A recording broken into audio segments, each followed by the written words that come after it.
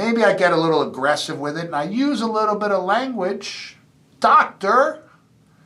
Because I don't care to look like a real doctor. What's a real doctor, people?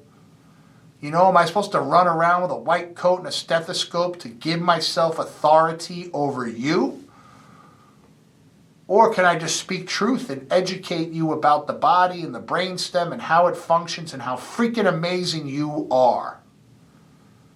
And if you live clear and you have a clear nervous system and your atlas is clear, what that could mean to your life and your family's life.